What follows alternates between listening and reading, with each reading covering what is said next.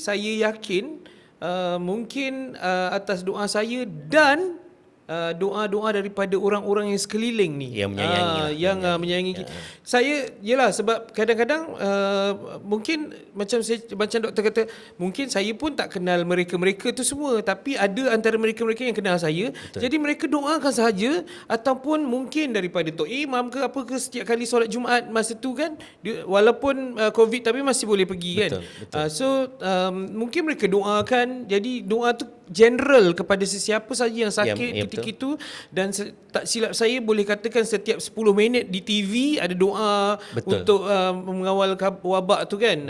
Okay. So jadi itu semua antara itulah, sebab tak ada apa yang boleh mengubah nasib kita kecuali doa saja. Itu satu-satunya senjata yang ada untuk umat Islam, untuk you tukar nasib you dengan cara doa je. Correct. Kan?